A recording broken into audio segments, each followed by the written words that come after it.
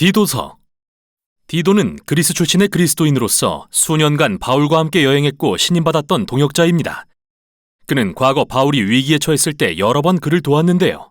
이 서신을 통해 우리는 바울이 그를 그리스 연안의 큰 섬인 그레데에 보내 그곳의 가정교회들의 질서를 회복하라는 임무를 맡겼다는 것을 알 수 있습니다. 그레데 문화는 고대 세계에서 악명이 높았는데요. 거짓말쟁이라는 뜻의 헬라어 크레티조가 그레데인 같다는 뜻일 정도로 이곳 사람들은 잘 속이고 탐욕스럽기로 유명했습니다.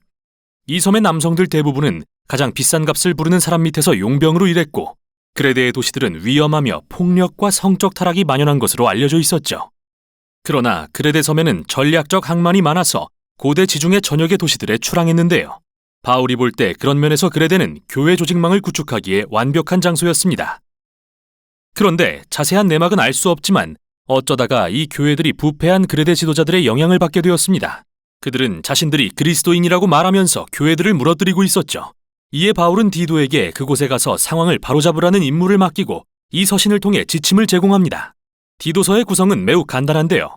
간략한 도입부를 마친 뒤 바울은 디도에게 교회에서 할 일들에 대한 분명한 지침을 제공합니다. 그러고 나서 그는 복음이 어떻게 이들 그레데 공동체 안에 역사하여 새로운 가정과 새로운 인류를 만들어낼 수 있는지 이야기합니다. 바울은 그런 다음 몇 마디 마지막 인사로 서신을 마칩니다. 바울은 서신을 시작하면서 그가 사도로서 전하는 말씀은 영원한 생명에 대한 소망임을 디도에게 상기시킵니다. 그것은 바로 메시아이신 예수님을 통해 지금 시작될 수 있는 새 피조물의 삶을 의미하죠.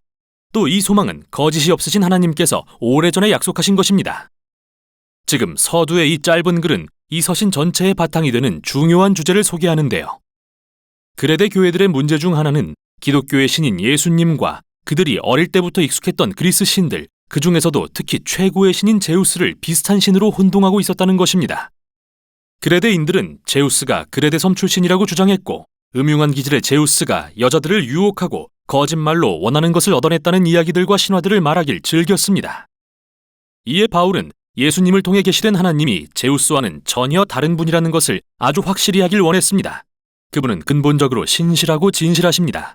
이는 그리스도인의 생활 방식 역시 진실해야 함을 의미하는데 이 그레데인들에게 진짜 도전이 아닐 수 없죠.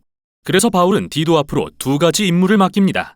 첫째는 각 교회 공동체에 그가 장로라고 부르는 새 지도자들을 임명하는 일로서 그레데 문화와는 전혀 다른 방식으로 살아가는 성숙한 남편과 아버지들로 구성된 팀을 만드는 것입니다. 그들은 자기 가정은 물론 공동체 전체에서 정직하고 예수님께 온전히 헌신하며 절제할 줄 알고 관대하기로 알려진 자들이어야 합니다. 또한 이 새 지도자들은 예수님에 대한 복음을 가르칠 수 있어야 합니다. 이어 디도의 둘째 임무는 거짓 지도자들을 책망하는 일인데요. 바울은 이들을 할례받은 자들이라고 부릅니다. 다시 말해서 이들은 자신들이 예수님을 따른다고 말하는 그레데 출신의 유대인들인데요.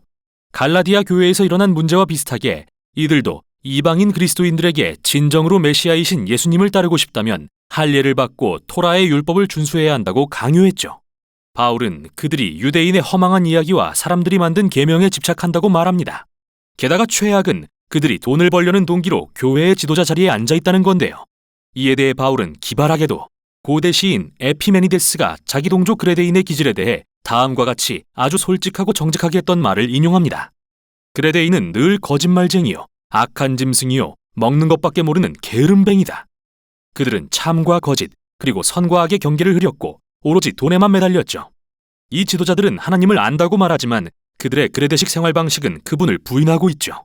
이는 반드시 다뤄져야 할 문제인데요. 바울이 다음 단락에서 다루는 내용입니다. 이 부패한 지도자들 때문에 지금 많은 그레데 그리스도인들의 가정과 개인의 삶이 완전히 무너진 상황인데요. 바울은 3번에 걸쳐 이 모든 상황의 결과를 강조합니다. 예수님에 관한 하나님의 말씀이 비방을 받게 되었고 믿지 않는 이웃들에게 그리스도인들을 험담할 이유를 제공했으며 이로 인해 우리 구주 하나님에 대한 가르침이 전혀 매력 없고 설득력 없는 게 되고 말았습니다.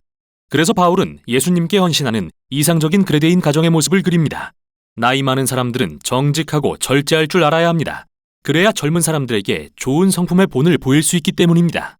그리고 젊은 여자들은 당시 그레데의 유행을 따라 자유로이 성관계를 하고 다니면서 결혼을 꺼리면 안 됩니다. 오히려 신뢰할 수 있는 배우자를 찾아서 안정되고 건강한 가정을 꾸리기 위해 노력해야 합니다. 또한 젊은 남자들도 마찬가지로 유익하고 건전한 시민이라는 평판을 얻어야 합니다. 그레데의 그리스도인 종들은 독특한 위치에 있었는데 우리도 알다시피 복음으로 인해 바울이 세운 교회 공동체 내에서 평등한 대우를 받았기 때문입니다. 그러나 여기에는 그들이 평등한 지위를 이용해 주인을 무시하거나 반란에 가담할 위험이 존재했습니다. 자칫 기독교의 가르침이 신뢰를 잃을 수 있는 상황이었는데요. 바울이 이 민감한 문제를 어떻게 다루는지 보시죠. 그는 예수님에 관한 복음이 정말로 그레데의 문화를 변화시키려면 사회 안에서 그 구속의 능력을 입증해야 한다고 믿습니다. 이는 그리스도인들이 사회에 변혁을 일으키거나 도시를 벗어나 수도 생활을 한다고 일어나는 게 아닙니다. 기독교의 가르침은 그리스도인들이 사회에 적극 참여해서 남들과 비슷하게 생활하고 가정을 꾸리는 모습을 보임으로써 그레데인들을 설득할 것입니다. 왜냐하면 결국에는 이웃들이 그리스도인들은 완전히 다른 가치관을 갖고 자신들의 신과는 전혀 다른 하나님에 대한 헌신으로 산다는 것을 발견할 테니까요. 그리고 그게 바로 바울이 2장 끝에서 아름답게 요약하는 차이점입니다. 그는 그리스도인의 생활 방식을 주도하는 가치관은 하나님의 풍성한 은혜이며 이는 인간이신 예수님을 통해 나타났고 그분의 재림 때 다시 나타날 것이라고 말합니다. 이 은혜는 예수님이 그분의 원수들을 구원하고 구속하기 위해 자신의 명예를 포기하시고 그들을 대신해 수치스러운 죽음을 감당하셨을 때 드러났습니다. 그리고 하나님의 백성은 그 은혜로 인해 그분의 너그러운 사랑과 모순되는 타락한 생활 방식을 거부하게 되는 것이죠. 그 후 바울은 그레데의 그리스도인들이 이제 가정을 넘어 사회 전반에서 새 인류로 살아가는 법을 제시합니다. 그리스도인들은 그 누구보다도 평화롭고 관용을 베풀며 권위에 순종하는 이상적인 시민이자 공익을 추구하는 자들로 알려져야 합니다. 하지만 이는 그레데인들이 자라온 방식과는 정말 다른데요. 그리스도인들이 문화를 거스르는 이런 생활 방식을 어떻게 유지할 수 있을까요? 바울은 그 능력의 근원이 복음이 선포하는 삼위일체 하나님의 변화시키는 사랑에 있다고 믿습니다. 그리고 이를 매우 아름다운 시로 표현합니다. 죄인된 우리는 하나님의 인자하심과 사랑으로 구원받았습니다. 하나님은 성령을 통해 사람들을 거듭나게 씻어주시고 새롭게 해주셨습니다. 그리고 예수님을 통해 하나님 앞에서 의롭다고 인정받는 길을 제공하셨습니다. 이로써 우리에게 영원한 생명, 즉 새 창조 세계에서의 새로운 미래를 향한 문이 열렸습니다. 이 살아있는 이야기는 매우 강력해서 새로운 인류를 만들어낼 수 있습니다. 바울은 성령의 능력으로 예수님의 가르침에 충성하는 사람들이 생겨나면 하나님의 은혜를 그레데 섬 전역과 온 세상에 선포하게 될 거라고 확신합니다. 그는 서신을 맺으면서 디도를 돕도록 아데마나 두기고를 보내겠다고 약속합니다. 그리고 믿음 안에서 서로 아는 친구들에게 안부를 전하며 서신을 마칩니다. 디도서는 교회들이 그들이 속한 사회에서 변화의 주역이 되도록 하려는 바울의 선교 전략을 보여주는데요. 이는 문화적 충돌이나 그레데의 생활 방식에 동화됨으로써 이루어지지 않습니다. 오히려 바울은 그리스도인들에게 그레데 문화에 지혜롭게 참여하라고 권면합니다. 그곳에 악한 것은 거절하되 선한 것은 수용해야 한다고 말이죠. 만약 그들이 평화롭게 살면서 예수님과 공공의 유익을 위해 헌신하는 법을 배울 수 있다면 그리스도인들은 우리의 구주이신 하나님의 가르침을 빛내게 될 것입니다. 이게 바로 디도서가 전하는 내용입니다.